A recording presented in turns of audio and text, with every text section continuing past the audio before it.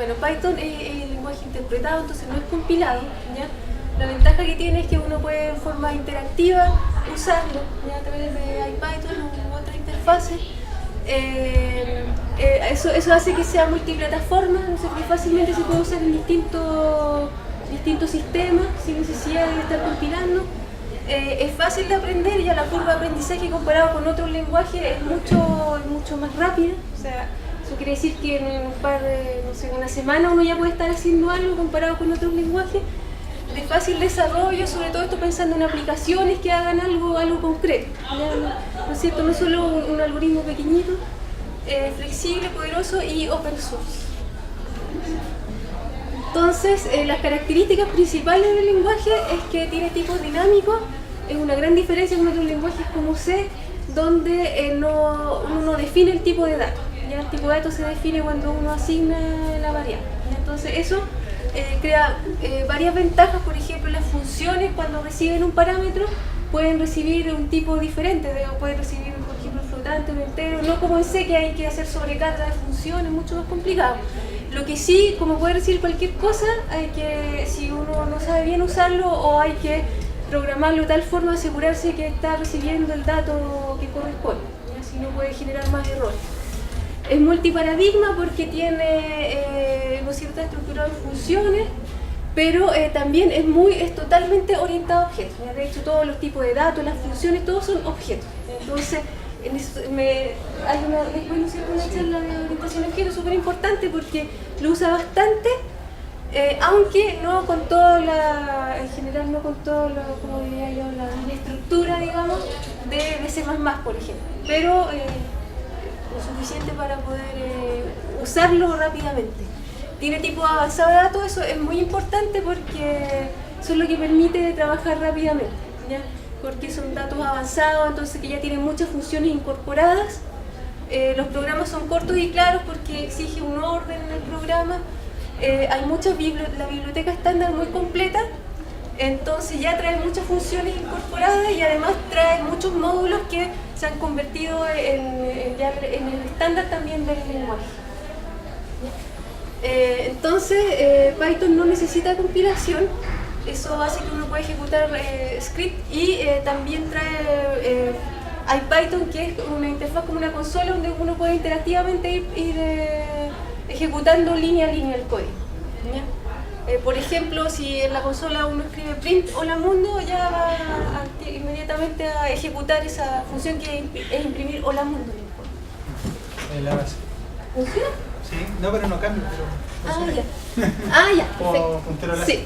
Bueno, sobre los módulos no voy a hablar nada más que esta slide, pero es muy importante porque la potencia de Python, uno es por el lenguaje en sí, la facilidad de usar, pero la otra gran potencialidad es por las bibliotecas que tiene, ¿ya? Entonces, por ejemplo, NumPy es una biblioteca que permite manejar arreglos de matrices y hace que sea bastante más rápido, digamos, que si fuera código nativo de Python.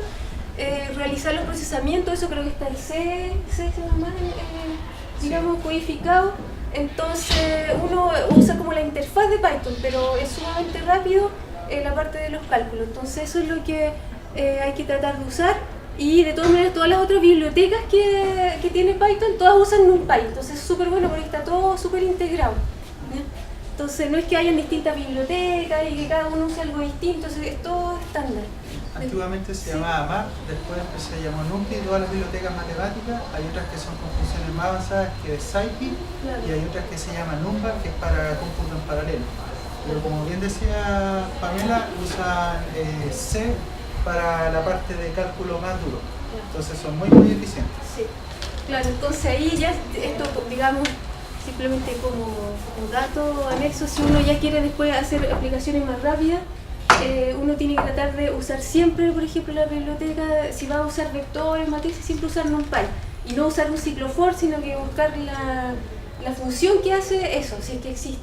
Y ahí se acelera 10 veces, 20 veces el cálculo. Entonces, ¿por qué? Porque como está en C es mucho más rápido, ¿ya?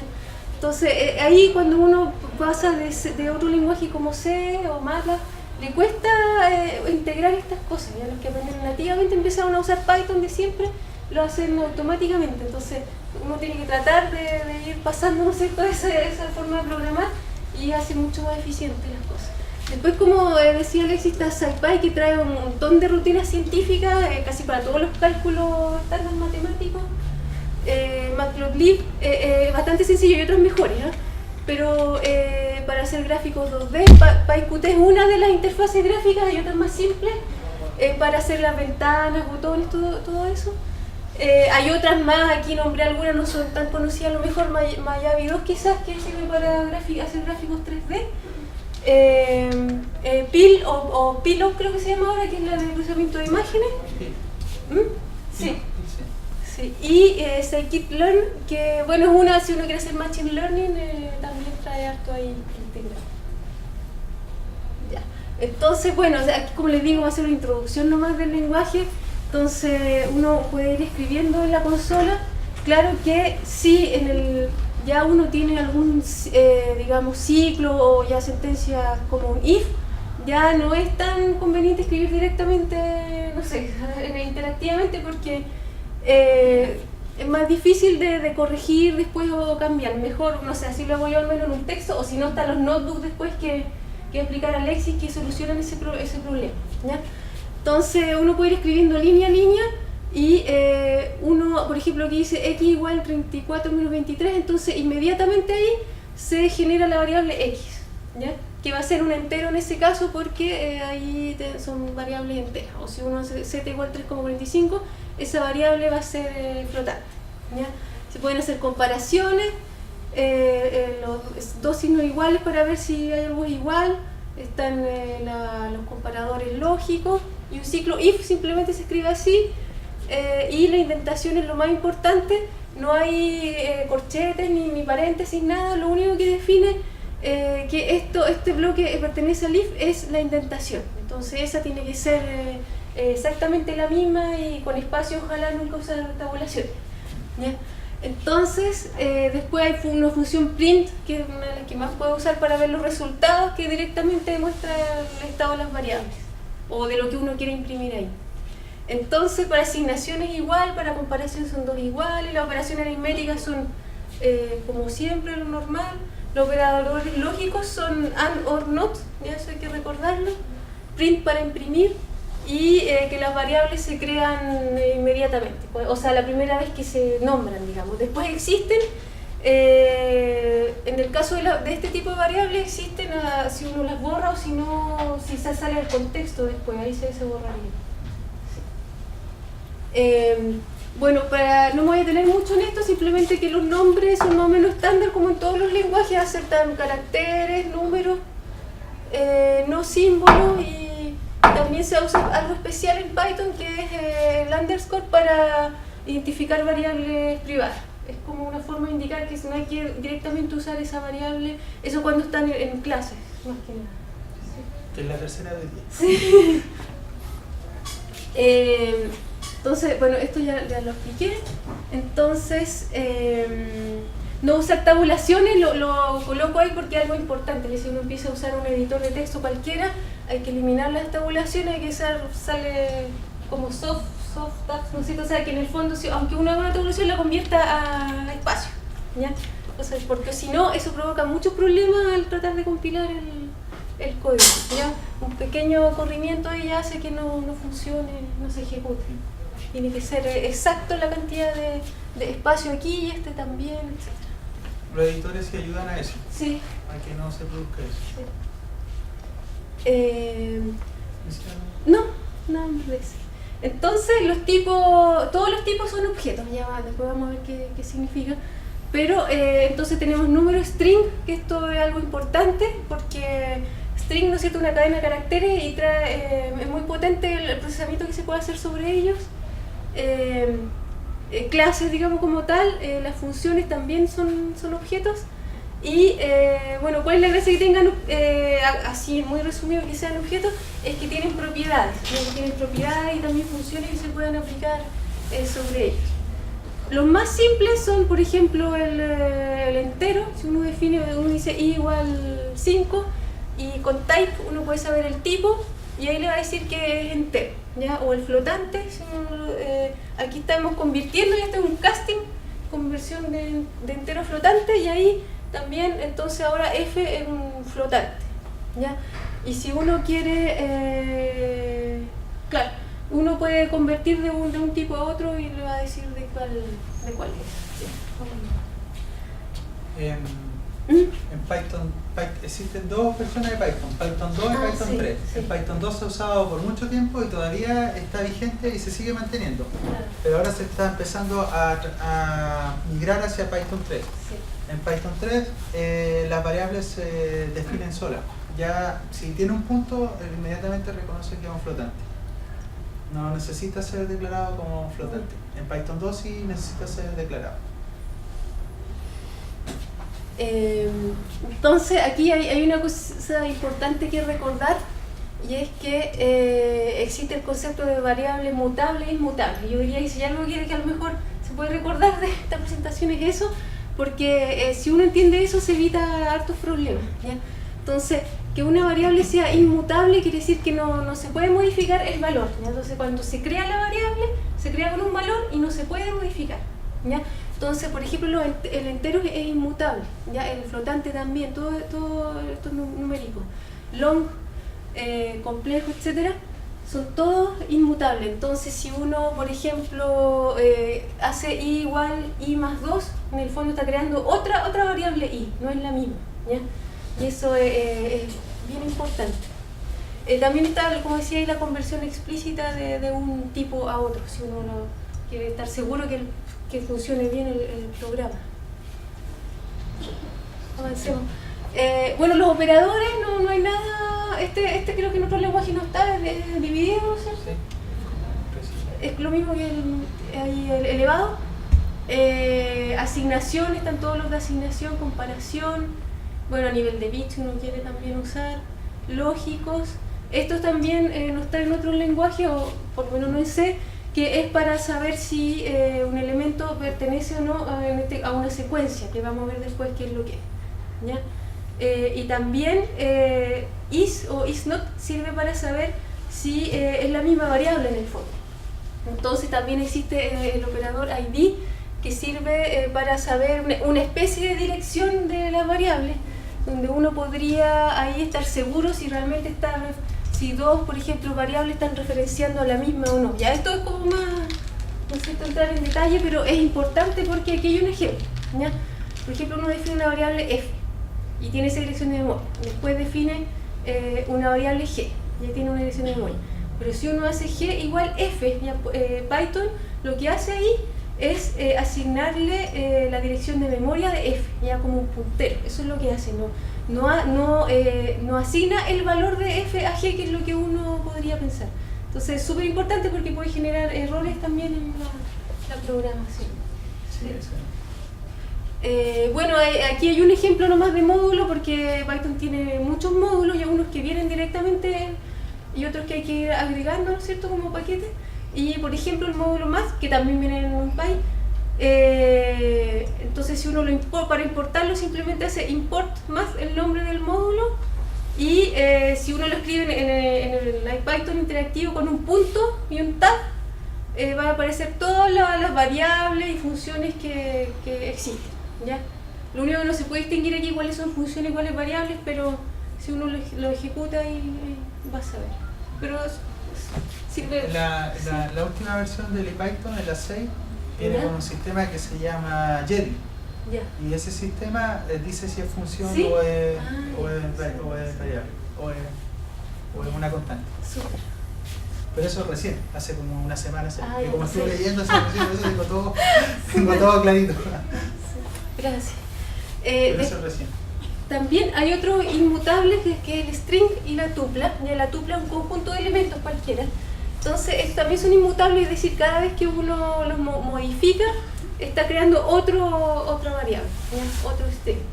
Y mutable es la lista. De la lista también es una lista de elementos, pero de cualquier tipo, ya puede ser diferente. Es como un vector, digamos, ¿no es cierto? Una lista. Y esta es inmutable y es bueno que sea así porque la gracia justamente de la lista es que uno puede agregar y eliminar fácilmente elementos de ella, ¿ya? La tupla sí, como es algo inmutable, es mucho más rápida si uno la quiere usar para iterar o algo así, ahí depende de la aplicación que uno esté usando. Sí. Aquí cuando uno tiene, bueno, la secuencia es un tipo de datos más complejo que tiene Python. Y hay tres, a ver, ¿puedo repasar? Porque no sé si esto de haberlo puesto después, yo creo. Secuencias. Ah, ya, no, lo sé, porque se me olvidó mencionar el título. Sí, no estaba bien esa. Se me olvidó mencionar que estas tres son secuencias, ¿ya? O sea, todas son una colección de elementos, ¿ya? Los strings, la tupla y la lista, ¿ya? El string son solo caracteres, la tupla son cualquier elemento, pero es inmutable, y la lista cualquier cantidad de elementos, entonces se pueden agregar y sacar. Sí, cuando yo lo enseño en biología le llamo contenedores mejor a la secuencia, porque son como bolsitas, contenedores, donde uno puede ir echando distintos elementos, de hecho cualquier objeto. Sí. Claro, es una colección de cosas. Sí. Ya, voy a avanzar por favor, ahora sí. Ya, entonces, por ejemplo, aquí, como son paréntesis, uno está definiendo una tupla, se fijan, tiene número, string, qué sé yo, otra tupla entre medio, puede ser cualquier cosa, ¿ya? Y entonces uno puede indexarlo con los corchetes, ¿ya? Entonces, si uno empiezan en 0, ¿ya? Entonces, si uno dice tú de 1, sería el segundo elemento, que es un string, ¿ya? En el caso de la lista lo mismo, ya de la misma manera se accede, y en el caso del string también así se pueden acceder los caracteres directamente. Un rebanado, un slicing. O sea, bueno, ahí es un carácter, también los slicing vienen después. Entonces, para la mayoría de las secuencias existe una serie de operaciones que se pueden realizar. Por ejemplo, saber si un elemento está en la secuencia o si no está, o concatenar. Usando el más se concatenan las dos secuencias, ¿ya? Se puede duplicar n veces, ¿ya? Aunque eso hay que poner cuidado porque es una copia, no es una copia que realmente copie los datos, sino que como que pone la referencia, entonces hay que poner cuidado lo que genera. Después acceder a un elemento, que es lo mismo, y algo muy interesante que es el slicing, como decía Alexi, que es poder sacar porciones de estas secuencias, ¿ya? Lo mismo aplica para las matrices después. Entonces uno puede sacar, por ejemplo, de un cierto número hasta otro, no incluido, también, digamos, sacar desde un número a otro, pero con un cierto paso, ¿ya? Y también hay otras funciones como obtener el largo, el mínimo, el máximo, etc. Entonces es súper poderoso porque para todos esos tipos de datos se puede hacer eso. Entonces aquí, por ejemplo, está esta lista, y si uno pregunta 3 está en T, entonces devuelve verdadero o falso. En ese caso no hay 3, pero sí hay 4, por ejemplo, ¿ya? O con los caracteres igual se puede directamente en los strings saber si hay un carácter o no en ese. Sí. El operador más sirve para concatenar, entonces se devuelve uno nuevo, una tupla nueva, una lista nueva o un string nuevo, ¿ya? Son como ejemplos. Sí.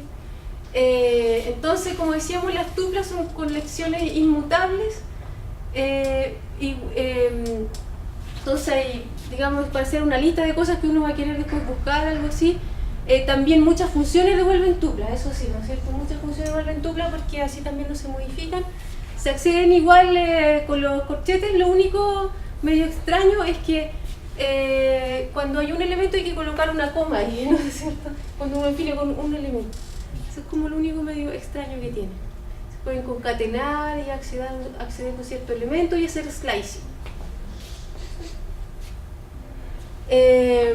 Bueno, las tuplas ya son más o menos, no voy a detener aquí porque son las operaciones que ya vimos. Lo que sí, aquí en el slicing sale más detalle. Entonces se puede acceder a un índice, con un índice, ¿no es cierto?, el elemento. También se puede usar índices negativos, eso es válido para toda la secuencia. Y negativos quiere decir que parte del último hacia el primero.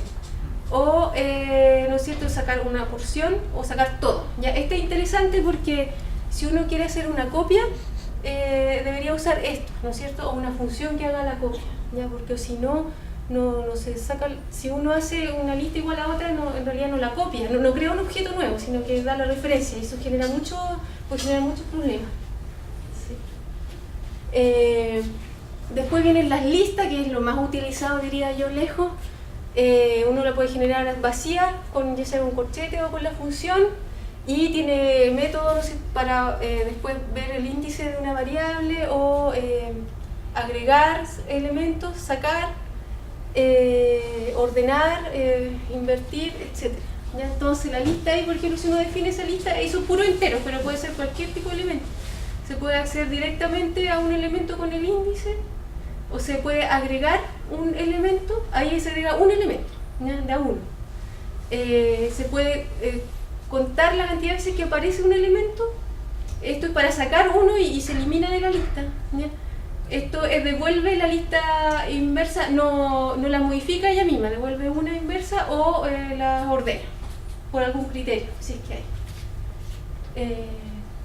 Después, bueno, extend, el que no aparecía, ese sirve para agregar otra lista a una que ya existe, insertar elementos, que sería lo contrario de pop, y o eliminar elementos también. Claro, eso sería. Bueno, aquí vienen, esto es lo que más uno usa, o sea, por lo menos yo en ciclos iterativos, cuando uno está haciendo cálculos y no sabe bien cuánto es lo que va a obtener o lo que sea que uno esté leyendo, en realidad lo más útil es usar una lista y append y ir agregando todo. Y después procesarlo, y para que sea más rápido, si uno quiere procesar, después pasa la lista, arreglo en NumPy y ahí se hacen los cálculos, ¿ya? Pero es bueno esto, ¿por qué? Porque si alguien ingresa un valor que, por ejemplo, no es un entero o lo que sea, no importa, después uno lo procesa y no se almacena todo nomás. Y es dinámico, ¿no es cierto? Entonces es sumamente útil. Se pueden agregar elementos dando la posición o agregar ahí una lista completa, extender. Sí. Después, bueno, saber el índice, saber, ya habíamos dicho cuántos elementos hay y eliminar un elemento. Ya, elimina uno solo, sí. Sí, no importa nada. Sí. Bueno, aquí viene lo mismo del slicing, así que no lo voy a repetir. Aquí, por ejemplo, ¿no es cierto?, va del elemento 2 al 6, entonces se partiría aquí y sería, ¿no es cierto?, el 2, 3, 4, 5 y se detiene ahí, porque es 1 hay. El de acá significa que toma todo, ¿no es cierto?, desde el principio al final y de 2 en 2. Y ese toma desde el último hacia el primero, lo toma todo. Eso sería... como el inverso. Sí, pero eso es lo más rebuscado, digamos. Eso es súper importante. Bueno, como todos los lenguajes de programación, siempre hay muchas formas de hacer las cosas. Sí. Ya. Después vienen los strings. Son bastante poderosos. Uno puede definir un string con comillas simples o dobles. Si se pueden usar las dos, eso es lo bueno. Por ejemplo, si uno usa dobles aquí, ahí las comillas simples quedarían como texto nomás. También existe el multilínea, que si se usan 3 strings, entonces sirven para documentación o texto más largo. También uno puede insertar lo que ya conocemos en C, por ejemplo, los saltos de línea, los otros caracteres. Y con el print, por ejemplo, aquí uno puede imprimir variables, string, lo que sea, ¿ya? En este caso está imprimiendo, por ejemplo, un string, un salto de línea, el segundo string, un salto de línea, después una porción del segundo string, etc. También esto, si uno quiere imprimir variables con los strings, se usa el porcentaje. Entonces ahí uno puede insertar, que se llama C-formatting porque está copiado de C. Entonces uno puede, por ejemplo, aquí se está insertando un string y se agrega aquí directamente el string. Después acá un flotante, igual se le puede dar los campos, etcétera, que sería ese, y de acá un número en hexadecimal. Y aparece ahí. Después hay una gran cantidad de funciones, lo mismo si uno, bueno, hay distintas formas de verlo, la ayuda, etcétera, pero directamente en la consola, con punto y tab, uno puede ver todas las funciones y variables a las que tiene acceso. Y hay muchas más que no vamos a ver aquí, entre ellas la que más me gusta a mí es la split, porque sirve separar un string grande en sus componentes y rápidamente uno puede hacer análisis ahí de palabras. ¿Sí? Bueno, después viene otro tipo de datos que es muy interesante, que son los diccionarios. Ya los diccionarios entonces son un par ahí de llave valor, entonces son como variables pero con nombre. Y entonces es muy interesante porque uno lo define aquí, las variables, las llaves, perdón, son inmutables, string, números o tuplas, ¿ya? Solamente eso, que es para darle un nombre en el fondo a la variable. Y la otra, la variable en sí, es cualquier tipo. Entonces, por ejemplo, este diccionario tiene una variable que se llama name y el valor de name es Sara, o sea, es un string. Después este se llama age y el valor es 7 y este se llama class y el valor es de nuevo un string. Entonces, si uno lo imprime y digamos directamente ahí van a aparecer, lo importante es que en el diccionario no están ordenados los elementos, ¿ya? Entonces, uno para acceder, lo que debería hacer, digamos, obtener por ejemplo las llaves con keys, la función keys, las devuelve y iterar sobre las llaves directamente, ¿no es cierto? Porque es un problema, o sea, no es problema en los diccionarios, pero vienen así, entonces no hay que suponer que van en un cierto orden. Pero es muy fácil de usar porque como uno obtiene de todas las llaves, uno puede iterar y ver cada uno de los valores. Uno puede saber si están o no también una cierta llave y uno puede obtener el valor de una, ¿sí? También, por ejemplo, aquí si uno define un diccionario, puede saber entonces el valor de una variable. Si no está, lanza error, sí. Por eso tendría que usar la función para saber si lo tiene primero. Después puede asignar valor directamente o a crear si es que no hay, ¿ya? ¿Qué más? Puede borrar un elemento, puede borrar toda la lista. Eso sería. Ahí también puedo obtener como tuplas con pares de llave y valor. Son muy utilizadas, tienen una ventaja los diccionarios, que también se pueden escribir y leer fácilmente mediante funciones, entonces para almacenar parámetros o datos son muy utilizados, diría yo. Eso sería, sí. Bueno, aquí están muchas otras funciones que ya tiene Python, ya no las vamos a ver acá, pero que también tienen operaciones interesantes. Sí. No las vamos a ver. Sí, se puede ahorrar mucho tiempo con una de esas. Sí, siempre hay que buscar primero si existe la función. Bueno, el print no entra en detalle, simplemente sirve directamente para imprimir. Bueno, para ejecutar, aquí sale cómo se puede hacer en Linux, directamente con Python, ¿ya? Pero en Windows, ya. Después también aquí solamente viene un ejemplo de función, son súper fáciles de definir las funciones con def, el nombre de la función, los parámetros, aquí opcionalmente una documentación, cierta información sobre los parámetros, lo que hace la función en sí, y siempre tiene return para devolver un valor, si es que devuelve o no, si no return solo, ¿ya? O sea, igual lo acepta si uno lo escribe, pero debería ponerlo siempre. Entonces, por ejemplo, ahí esa función recibe un argumento que puede ser cualquier cosa, eso es lo que le decía yo, ese argumento puede ser un string, un número, lo que sea que se pase como parámetro, y le va a sumar 1, ¿ya? Entonces, por ejemplo, si recibiera un diccionario y uno trata de sumarle 1, probablemente lanzaría un error, ¿no es cierto? Pero si no, si uno le da un parámetro que, digamos, que funciona bien, por ejemplo, un entero, y uno llama la función b igual a mi function de a, entonces b va a quedar con 11. Ya se le va a asignar y luego se va a imprimir. Entonces, súper fácil de hacer pequeñas funciones. Ahora hay algo sí que hay que poner mucho cuidado en Python, y es que si uno define, por ejemplo, define una función y después la define de nuevo por A, B o C, se sobreescribe, ya no hay, digamos, un control así de lo que ya existe, y eso puede producir problemas en el código. Por eso el interactivo hay que usarlo con cuidado si uno está haciendo muchas cosas. Ya. Por eso puedes usar los cuadernos. Sí, los cuadernos son mejor que interactivos, todo muy bien. Ya. Después, para las sentencias de control de flujo, están muy parecidos a los otros lenguajes. El if y else, la forma de escribirlo nomás puede ser diferente.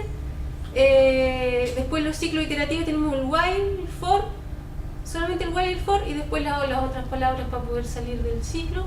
Y hay otras funciones interesantes, el range, enumerate, el zip creo que lo saqué, pero que también sirven para iterar. Sí.